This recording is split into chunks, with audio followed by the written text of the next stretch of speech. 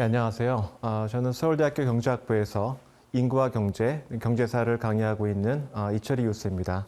오늘은 인구 변화의 그 파급 효과에 관해서 말씀을 드리려고 하고요. 특히 인구 변화가 앞으로 노동시장 이외의 다른 부문, 그러니까 의료, 교육, 국방, 그다음에 지역 간 인구 불균형에 어떤 영향을 미칠지에 대한 말씀을 드리려고 합니다.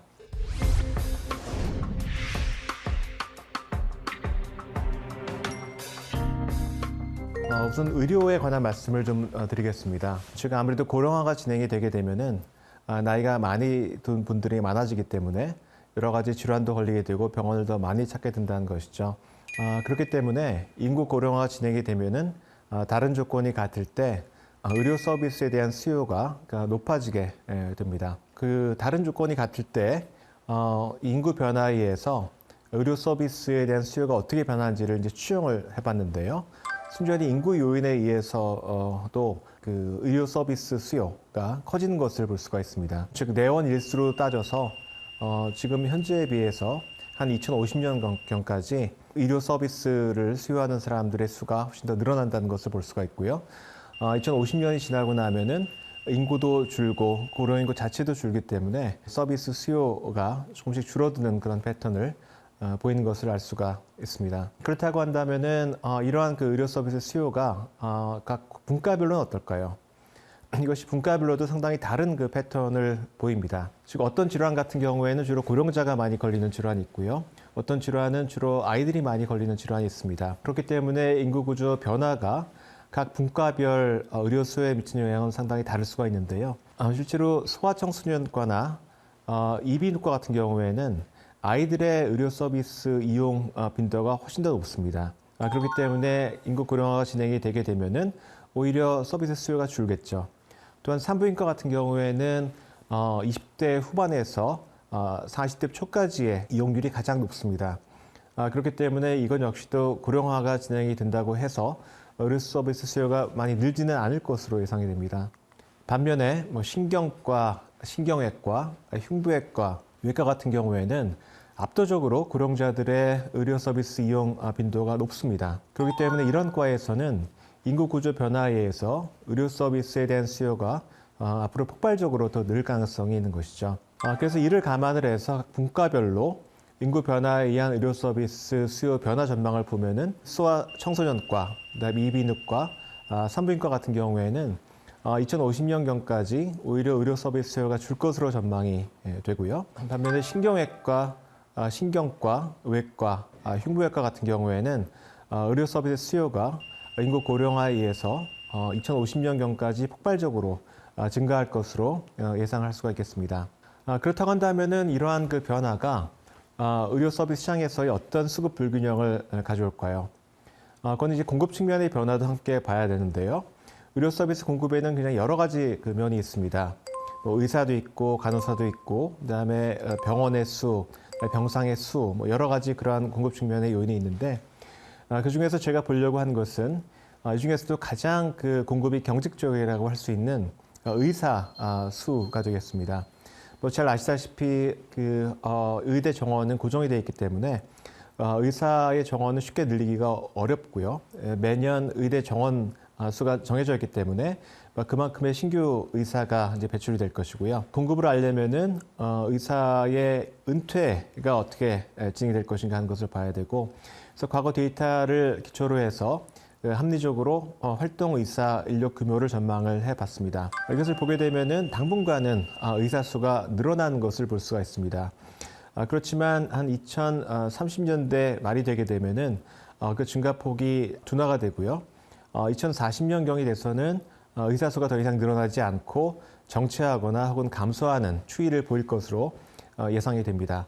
그러니까 방금 보여드렸듯이 인구 고령화에 따라서 의료 서비스에 대한 수요는 폭발적으로 늘어나는데 활동 의사는 앞으로 그 증가폭이 줄어들고 2030년대 말부터는 정체하기 때문에 우리가 예상할 수 있는 것은 의사 수요가 부족해질 것이다라는 것이죠. 그리고 이것을 분과별로 보게 되면은 여러 가지 더 극명한 차이가 나타나는데요. 소아청소년과 같은 경우에는 앞으로 10년 후가 되면은 오히려 의사가 남아 돌아가는 그러한 현상이 발견이 됩니다. 이거는 이제 이비인후과라든가 산부인과 같은 경우도 마찬가지고요. 그래서 그 주로 젊은 사람들, 아이들이 많이 이용을 하는 그러한 분과 같은 경우에는 오히려 피로의사 수가 줄어드는 그런 변화가 일어날 것으로 예상이 되고요. 반면에 고령자들이 많이 이용하는 그러한 분과들, 신경과, 신경외과, 흉부외과, 외과 같은 경우에는 굉장히 폭발적으로 필요한 그런 의사 규모가 커질 것으로 예상이 됩니다. 그리고 인구의 변화는 그 외에도 여러 가지 다른 분야에 있어서도 상당한 정도의 불균형을 야기할 것으로 예상이 됩니다. 그 중에 하나가 이제 대학 입학 그 정원의 문제가 되겠죠. 잘 아시다시피 이제 젊은 사람들이 줄고 학령 인구가 줄면서 대학에 입학하는 사람들의 수가 굉장히 빠르게 감소하는 현상이 나타납니다. 이미 2020년부터 이 고등학교를 졸업해서 대학에 가는 그런 학령 인구의 그 수가 대학 입학 정원에 못 미치는 그런 현상이 나타나기 시작했습니다. 인구 추계에 따르면은 2020년부터 2025년까지 대학에 입학하는 학령 인구가 약 4분의 1가량 감소한 것으로 나타납니다. 그래서 2030대 중반 이후에 10년 사이에 대학 입학하는 학령 인구가 절반으로 감소할 것으로 예상이 됩니다. 그래서 이것은 그 이전에 나타나는 또 최근에 경험한 것보다 훨씬 더 큰 충격이 되겠고요. 그때까지 근본적이고 그런 장기적인 대책을 마련하지 않는다고 한다면은 이제 일부의 지방 대학뿐만이 아니라 이제는 수도권에 있는 어지간한 대학들도 상당히 재정적인 위기에 빠질 수 있을 가능성이 있다, 이렇게 말씀을 드릴 수가 있겠습니다. 학령 인구의 감소와 마찬가지로 역시 그 군에 가는 연령에 있는 그런 젊은이들의 인구도 크게 줄 것으로 예상이 됩니다. 그래서 2025년까지는 군에 입대하는 그 연령에 있는 남성 인구가 또 한 4분의 1 정도, 25% 이상 감소하는 것으로 나타납니다.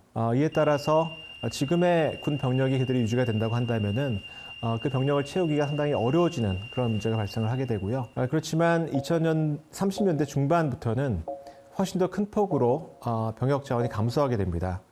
2035년에 군에 가는 20세 남성 인구가 대체로 24만 5천 명인데요. 2044년이 되게 되면은 약 12만 6천 명으로 절반 수준으로 급감할 것으로 전망이 됩니다. 이것은 뭐 지금 상상하기 어려운 그런 심각한 충격이 되겠고요. 최근에 논의되고 있는 그런 단계적인 대책만으로는 해결하기 어려운 그런 변화가 되겠습니다. 예를 들어서 뭐 모병제를 도입을 한다거나 아니면 첨단과학 기술을 도입을 해서 병력을 획기적으로 줄인다거나 하는 그런 근본적인 대책을 마련해서 실행하지 않으면은 이 군대의 그 병력을 동원하기가 상당히 어려워지는 그런 상황이 발생할 것으로 예상이 됩니다. 다음으로 이제 말씀드릴 것은 지역 간 불균형의 문제입니다. 소위 말하는 뭐 지방 인구 소멸 문제가 이것을 이제 보여주는 것인데요. 1970만 하더라도 비수도권 인구가 수도권 인구의 2배 이상이었는데 그 격차가 점점 줄어들다가 2020년이 되면서부터는 수도권 인구가 비수도권 인구보다 많아지기 시작했고요. 그 격차가 앞으로 점점 벌어질 것으로 예상이 되고 있습니다. 우선 이런 지역 인구 불균형은 그 재정적으로 부정적인 영향을 가져올 것으로 예상이 됩니다. 그러니까 이 재정 지출을 효율적으로 하기 위해서는 그 지역에 적절한 그 수의 인구가 있어야 되는 것이고요. 그 인구가 지나치게 많이 줄게 되면은 재정 지출의 효율성이 많이 줄어들게 됩니다. 그리고 인구가 줄고 고령화가 진행이 되게 되면은 그 지역에 세금을 얻을 수 있는 그러한 원천이 줄어들게 되겠죠. 그래서 이런 이유 때문에 여러 지방 정부가 인구 변화로 인해서 재정적인 어려움에 빠질 가능성이 높다고 할 수가 있겠습니다. 그러면 지금 지방 정부는 또는 중앙 정부는 이런 문제에 대해서 어떻게 대응을 하고 있을까요? 대부분의 지방자치단체들은 일단은 그 지역의 출생아 수를 늘리기 위해서 여러 가지 노력을 하고 있습니다. 그러니까 출산지원금을 지급을 하고 있고 그것을 계속 늘리고 있고요. 그래서 최근에는 이 다자녀 같은 경우에는 뭐 1억을 지원하는 그런 사례까지도 나타나고 있습니다. 그런데 이러한 노력이 뭐 출생아 수를 어느 정도 증가시키는 데는 효과가 있긴 하지만 그 규모가 별로 크지 않습니다. 그리고 그 지역에서 태어나는 아이들이 머지않은 장래에 또 다른 지역으로 빠져나가는 문제 때문에 근본적인 어떤 지역 인구 불균형에 대한 대응책으로는 효과가 좀 떨어지는 그런 문제가 있습니다. 그리고 지역 인구 감소 문제에 대응을 해서 중앙정부는 두 가지 상반된 방향의 정책을 추진을 하고 있고요. 하나는 이제 거점 도시를 육성을 하는 그러한 것을 예를 볼 수 있듯이 광역 어떤 그 지역을 이렇게 통합을 하는 그런 접근을 하고 있습니다. 얼마 전에 제기가 됐던 뭐 부울경 메가시티 건설 같은 것들이 그 예라고 할 수가 있겠고요.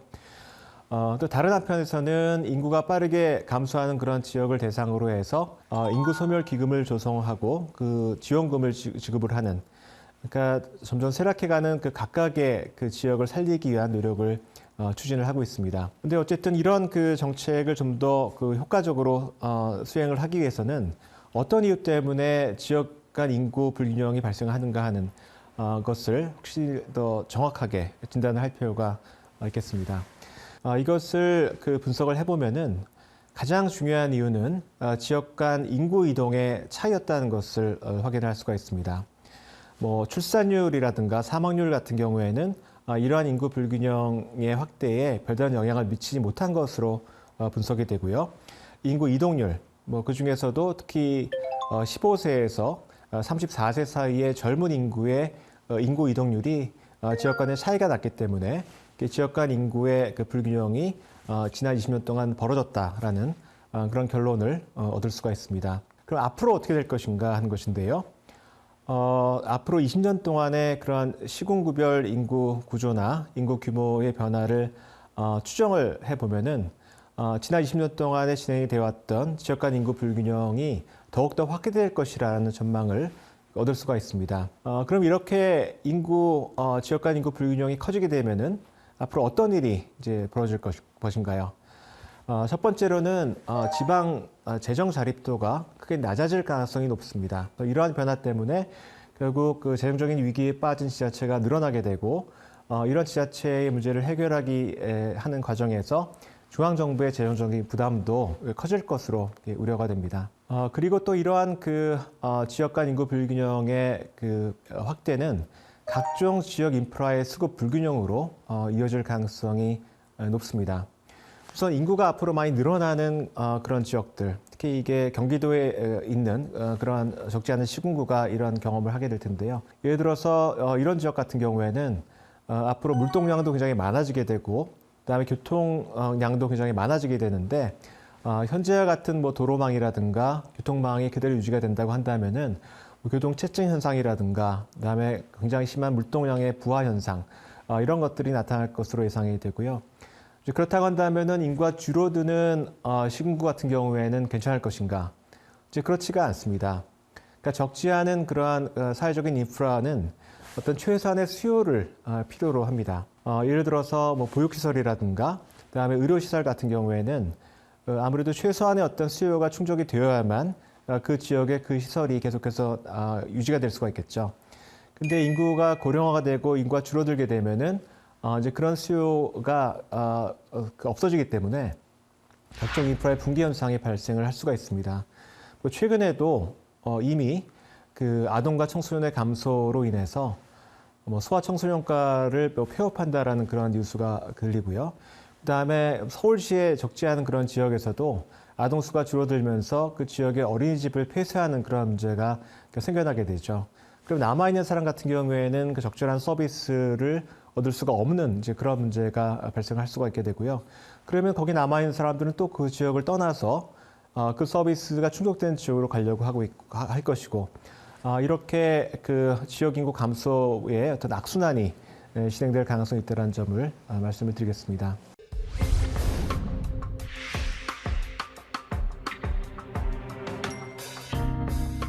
마지막으로는 이런 인구 고령화가 그 정치, 그다음에 세대 간 분배에도 영향을 미칠 수 있다는 점을 말씀을 드리고 싶습니다. 이 고령 인구가 증가를 하게 되면은 이것이 여러 가지 경로를 통해서 정치적인 과정에 영향을 미칠 수가 있습니다. 아무래도 정치인들 같은 경우에는 표를 얻어야 하는 그런 사람들이고, 그렇다고 한다면 고령 인구의 비율이 높아지게 된다고 한다면은 고령 유권자들의 이해를 좀 더 신경을 많이 써서 반영을 하려고 하겠죠. 그렇게 된다고 한다면은 아무래도 고령 인구의 정치적인 압력이 강화가 되고, 어떤 정부의 어떤 자원 분배에 있어서 세대 간의 갈등 문제가 발생할 가능성이 높다고 할 수가 있겠습니다. 근데 이것이 이제 우려가 되는 것은 뭐냐면은 한 국가의 미래는 아무래도 그 젊은 사람들에게 있겠죠. 그 아동이나 청년에 대한 투자가 늘어나야만 결국 그 사회의 생산성도 높아지게 되고 그 경제가 빠르게 성장할 수가 있게 되겠죠. 그 결과로 이 사회복지 지출도 늘 수가 있고 그게 뭐 장년이나 고령 인구에 대해서도 궁극적으로는 또 도움이 될 것입니다.